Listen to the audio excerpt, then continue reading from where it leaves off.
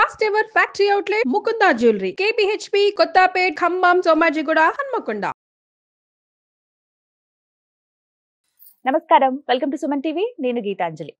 ఫిబ్రవరి 26వ తారీఖున మహాశివరాత్రి అండి. ఈ సందర్భంగా ఇంట్లో ఏ విధంగా మనం పూజను చేసుకోవాలి, ప్రత్యేకించి జాగరణ ఎలా ఉండాలి, అలాగే ఆ శివయ్య ఆరాధనలో మనం ఎలా ఉండాలి, ఆ స్వామిని ఎలా మనం ప్రసన్నం చేసుకోవాలి తెలుసుకుందాం. వివరించేందుకు ప్రస్తుతం మనతో పాటు ఉన్నారు లలిత ఉపాసకురాలు, లలితా పరివార్ సంఘ వ్యవస్థాపకురాలు డాక్టర్ అరుణపేరి అమ్మగారు. వారితో మాట్లాడదాం.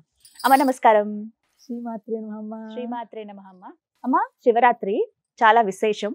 మహాశివరాత్రి, ఏడాదికో శివరాత్రి అంటారు.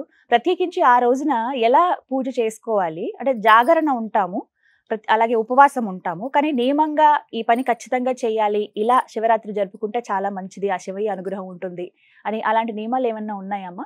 ఏ విధంగా మేము శివరాత్రిని జరుపుకోవాలో వివరించండి. తప్పకుండానమ్మా, మనకు వస్తోంది శివరాత్రి. అవును, త్వరలోనే వస్తోంది. అవును. శివరాత్రి, దీన్ని మనం లింగోద్భవ టైం అంటాం కూడా. రాత్రి 12 గంటల టైంకి లింగోద్భవ టైం అని కూడా అంటాము. అసలు ఈ లింగోద్భవం ఎలా జరిగింది, అది మనం శివరాత్రి అని పేరు ఎలా వచ్చింది, లింగోద్భవం ఎలా జరిగింది అది తెలుసుకుంటే అర్థమవుతుంది. ఇది జరిగిన ప్లేస్ అరుణాచలం. అరుణాచలం నేను చాలా షార్ట్ లో చెప్తాను, చాలా పెద్దది ఉంది, షార్ట్ లో చెప్తాను. బ్రహ్మ విష్ణు వాళ్ళిద్దరూ కూడా, వాళ్ళిద్దరిలోనూ నేను గొప్ప అంటే నేను గొప్ప అని వాళ్ళిద్దరిలో ఒక ఇది వస్తుంది అనమాట. నేను ముందు, నేను క్రియేటర్ని కదా, నేను ముందని బ్రహ్మ అనుకుంటాడు. విష్ణు అనుకుంటాడు నేనే బ్రహ్మగారిని తీసుకొచ్చాను కదా, అంటే బ్రహ్మగారు విష్ణు నాభినించే కదా వచ్చి ఉద్భవించారు. వాళ్ళిద్దరి మధ్య తర్కం జరుగుతూ ఉంటుంది. తర్కం జరిగితే వాళ్ళు శివుడి దగ్గరికి వచ్చి వాళ్ళు ఎవరు గొప్ప అని శివుడిని మధ్యలో పెట్టి శివుడే చెప్తాడు అనుకుని వాళ్ళు అక్కడికి అడగడానికి వస్తారు. శివుడు ఏమీ మాట్లాడకుండా నవ్వి వాళ్ళిద్దరి మధ్యన ఒక చిన్న కాంపిటీషన్ పెడతారు.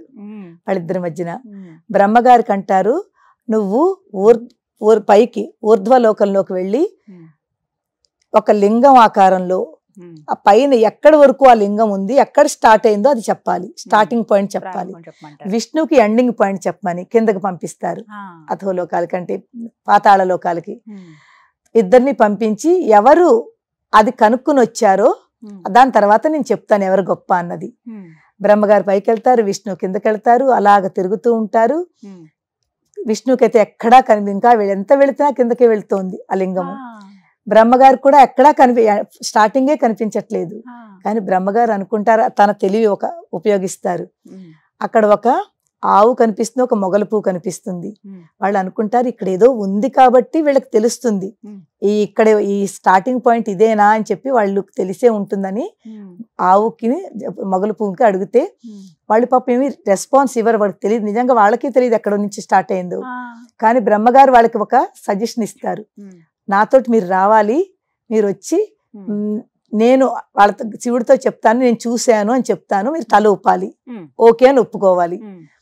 బ్రహ్మగారు కదా వాళ్ళు అంటున్నారని అయితేనని మొత్తం ముగ్గురు వస్తారు. వచ్చిన తర్వాత శివుడు అడుగుతారు, నాయన స్టార్టింగ్ పాయింట్ కనిపించిందా అని. బ్రహ్మగారు ఆహా నేను చూశాను, ఇదిగో సాక్ష్యాలకి ఇద్దరు ఉన్నారు ఇక్కడ, మొగల పువ్వు ఉంది, వీళ్ళు సాక్ష్యం ఉన్నారు అని చెప్పి శివుడు వాళ్ళ కేసు చూసి మొగల పువ్వును నువ్వు చూసావా అంటే అది ఒప్పుకుంటుంది. ఆవును అడుగుతారు, ఆవు తల నుంచి ఓకే అంటుంది, తోక వెనకాల కాదు అంటుంది. వెనకాల తోక కాదని నో అని చెప్తుంది.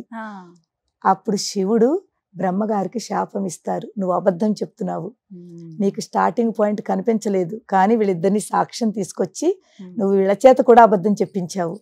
అందు గురించి బ్రహ్మగారికి 5 తలలు ఉండేవి, 5 ముఖాలు ఉండేవి. అందులోంచి ఒక ముఖాన్ని కట్ చేసేస్తారు, 4 ఉంటాయి అనమాట, అందుకే చతుర్ముఖ బ్రహ్మ. అలాగా అక్కడ బ్రహ్మగారికి పనిష్మెంట్ దొరికింది. మొగల పువ్వుకి మొగల పువ్వు ఎంత వాసనమ్మా, ఎంత సువాసన ఉంటుంది, అక్కడ పెడితే దానికి పూర్తి రూమ్ అంతా స్ప్రెడ్ అయిపోతుంది. దానికి శాపము, నువ్వు పూజకు పనికిరావు, పూజకు పనికిరావు అని దానికి ఒక శాపము. ఆవుకి నీ పూజ ఎవరైతే చేస్తారో గోమాత కింద నీ ముఖం పూజ చేయరు, నీ వెనకాల పృష్ఠ భాగానికి పూజ చేస్తారు. పృష్ఠ భాగం కరెక్ట్ చెప్పింది, లేదు, చూడలేదు అని చెప్పింది. అందు గురించి నీకు పృష్ఠభాగానికే పూజ అందుకుంటావు నువ్వు అని. ఇలా అవుతుంది. రాత్రి అర్ధరాత్రి పూట ఒక లింగము అంటే ఆది అంతము లేని ఒక లింగోద్భవం ఏదైతే జరిగిందో అదే శివరాత్రి రోజున జరిగింది. అర్ధరాత్రి 12 గంటల తర్వాత లింగోద్భవం అంటారు దాన్ని. లింగం ఉద్భవించింది. తొలి లింగము ఉంది అనే ఒక ఆకారంతో లింగోద్భవ టైము లింగం ఉద్భవించింది. ఈ శివలింగము అంటే ఏమిటమ్మా అసలు? శివుడు అందుకు తర్వాత శివుడు ప్రతిమల కంట లింగములకి ఎక్కువ పూజ చేస్తారు. మిగిలిన దేవుళ్ళకి మూర్తులకి వాళ్ళ యొక్క మూర్తి ప్రతిమలకి పూజ చేస్తాం మనం, వాళ్ళ విగ్రహాలకి పూజ చేస్తాము. అమ్మవారైనా విష్ణువైనా రాముడైనా విగ్రహారాధన, కానీ శివుడికి లింగారాధన. దానికి ఎక్కువ ప్రాముఖ్యత. ఎందుకు తెలుసమ్మా? లింగానికి మీరు ఇది ఫ్రంట్, ఇది బ్యాక్, ఇది రైట్, ఇది లెఫ్ట్ అలా ఏం కనిపించదు. అంతా సమానమేవు, అంతా శూన్యములో ఉంది. అది అర్థం చేసుకోవడానికి లింగం అన్నమాట. ఇది కాలు, ఇది చెయ్యి, లేకపోతే ఇది ఈస్ట్, అన్ని సమానమే. 4 దిక్కులు సమానమే. ప్రపంచం అంతా ఒకే శక్తిలో నడుస్తోంది.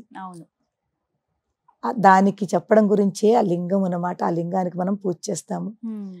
అంతా సమానమేను, సమానత్వము, అది ఒకటి.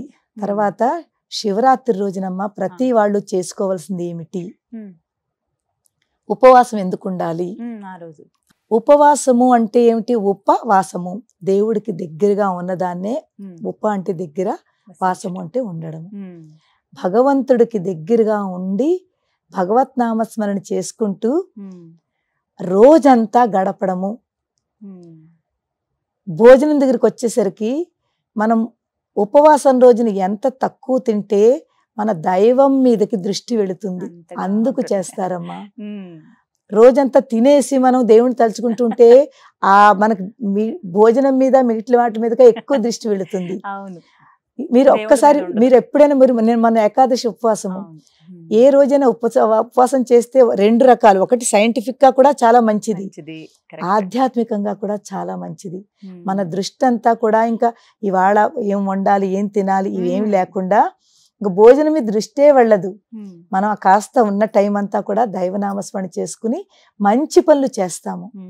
ఉపవాసం ఉన్నప్పుడు మనసు ప్రశాంతంగా ఉంటుంది కదమ్మా. ఈ ప్రశాంతత ఇలాగ ఉన్నప్పుడు మనం చేసి ప్రతి పని చాలా మంచి పని చేస్తాం, మంచి కర్మలు చేస్తాము. మంచి కర్మలు చేసి మంచి పనులు చేస్తుంటే ఇందులోనే ఆ భగవంతుడు ఉన్నాడు. భగవంతుడు అనేది ఇక్కడ అక్కడ కాదు, అంతా కదా, ప్రతి అంశంలోనూ ఉన్నాడని, ప్రతి దాంట్లోనూ ఉన్నాడు. మన భావనలో, మన ఆలోచనల్లో, మన మనసులో ఇవంతా ఎప్పుడైతే మనం ఉపవాసం ఉంటామో మన భావన బాగుంటుంది, మన ఆలోచన బాగుంటుంది, మన పనులు బాగుంటాయి. అందులోనే దేవుడు ఉన్నాడు. ఎప్పుడైతే ఆ దేవుడి దగ్గర ఉంటామో, ఎప్పుడైతే కనెక్ట్ అవుతామో, ఆ ఉపవాసము దేవుని దగ్గరగా ఉంచి మనకి చాలా శక్తిని ప్రసాదిస్తుంది. ఒక చక్కటి ఎనర్జీ ఫామ్ అవుతుంది మనలోను రోజంతాను.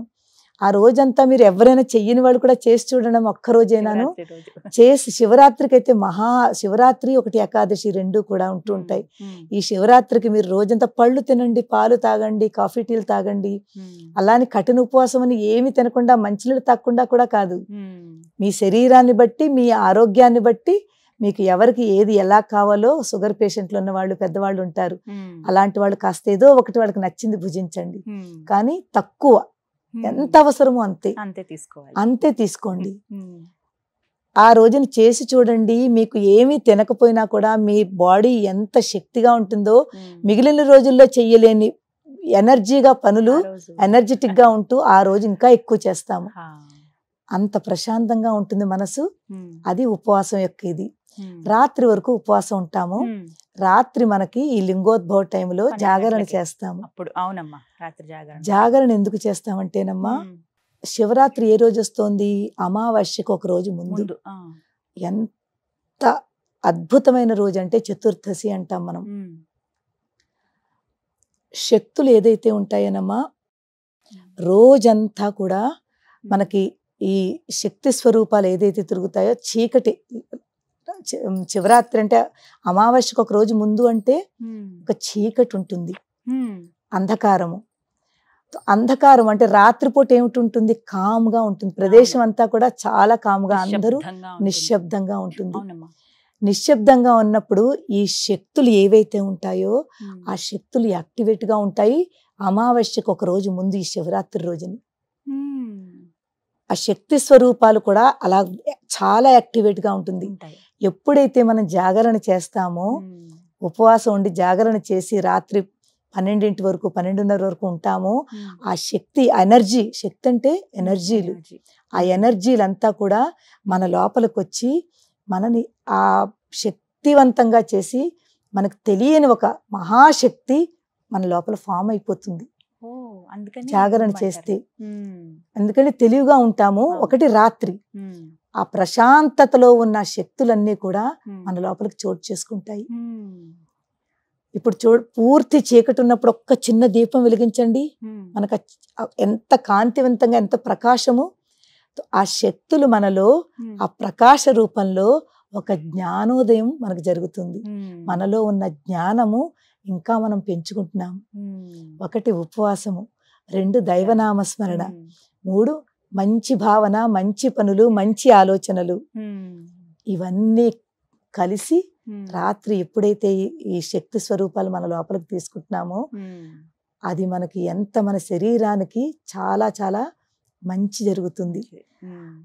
చాలా ఆనందంగా ఉంటాము. తర్వాత దైవీపరంగా దేవనామస్మరణ చేసుకుని శివుడికి దగ్గర అవుతున్నాము, ఎంతో దగ్గర అవుతున్నాం. ఆ లింగోద్భవ టైంకి మనం ఉన్నాము అంటే ఆ లింగోద్భవం యొక్క దర్శనము మనం చేసుకుంటాం. అందుకే వేద మంత్రాలతోటి మనం రుద్రం అది చదువుకుని అభిషేకాలు. ఎందుకంటే మంత్రశక్తి ఆ టైంలో మంత్రాలకి చెప్పాం కదా, ప్రశాంతతగా ఉన్నప్పుడు ఆ మంత్రశక్తులు 10 times పెరిగిపోతుంది. ఈ మంత్రాలకున్న శక్తి 10 times పెరిగిపోతుంది. నార్మల్గా డే టైంలో చేసిన దానికి ఈ రాత్రి శివరాత్రి రోజున రాత్రిపూట చేసిన దానికి మనం చేసిన మంత్రం, ఒక్క మంత్రం చదివినా, ఒక్క స్తోత్రం చదివినా, ఒక్క స్తుతి చదివినా 10 times దాని యొక్క ఎనర్జీ, దాని శక్తి పెరుగుతుంది. ఆ శక్తి మన ఇంట్లోనూ ఎక్కడ చేస్తున్నామో ఆ ప్రదేశంలోనూ మన లోపలికి డైరెక్ట్ ఫామ్ అవుతుంది. అంత ఎనర్జీ ఉందమ్మా, అంత శక్తి ఉంది, అంత ప్రాముఖ్యత ఉంది శివరాత్రికి. చాలా విశేషంగా, చాలా విశేషం అమ్మా. ఆలయాలకు వెళ్ళిపోతూ ఉంటారు, ఆలయాలకు వెళ్ళిపోతూ ఉంటారు. అవును, అక్కడ ఇంకా రుద్రం అవి చదువుతారు కాబట్టి ప్రతిధ్వనిస్తూ ఉంటుంది. నిజంగానే మనం ఎంత ప్రశాంతంగా ఉండి మనం ఎలా చదువుకుంటామో, సాధన ఒకవేళ ఏమీ చేయకపోయినా కనీసం ఒక అరగంట సేపైనా మౌనంగా ఉండి ఏదో ఒక మంత్రము, ఏ మంత్రమైనా, ఏ మంత్రం రాకపోయినా శ్రీమాత్రే నమః, ఓం నమ శివాయ, ఓం నమ శివాయ, లేకపోతే హరే కృష్ణ కృష్ణ కృష్ణ హరే హరే, హరే రామ రామ రామ హరే హరే, ఏదో ఒకటి పట్టుకోండి అమ్మా, చిన్నది పట్టుకోండి. 10 నిమిషాలు ప్రశాంతంగా మీరు రాత్రిపూట కూర్చోండి. అదే ఒక పెద్ద గొప్ప పూజ. మరి గంటలు కాకపోయినా ఒక 10 నిమిషాలైనా చేసుకుంటే చాలు. మనస్ఫూర్తిగా ఎక్కువ మీరు దానికి రూల్స్ అండ్ రెగ్యులేషన్స్ ఏమీ పెట్టుకోవద్దు. ఇలాగే చెయ్యాలి అస్సలు కాదు. భక్తితో ఉండండి. పూజలు చెయ్యాలి, ఇన్ని పుష్పాలు పెట్టుకోవాలి, అవన్నీ కూడా కాకుండా మీరు ఎక్కడో అక్కడ కూర్చోండి. దేవుడి రూమ్ లో కూర్చోకపోయినా పర్వాలేదు, ఎక్కడో ఒక చోట కూర్చుని ఆ దైవనామస్మరణ చేసుకుంటూ ఏదొస్తే చదువుకోండి. ఒక అరగంట సేపు శివయ్య గురించి మీరు టైం స్పెండ్ చేయండి, అంతే. దాని తర్వాత 2వ రోజు లేచాక మీకే తెలుస్తుంది ఎంత అద్భుతమైన శాంతి మనలోకి వచ్చిందనేది. ఈ విధంగా శివరాత్రిని జరుపుకుంటే చాలా బాగా, చాలా మంచిదమ్మా. చాలా చక్కగా వివరించారమ్మా. నమస్కారం. శ్రీమాత్రే నమః.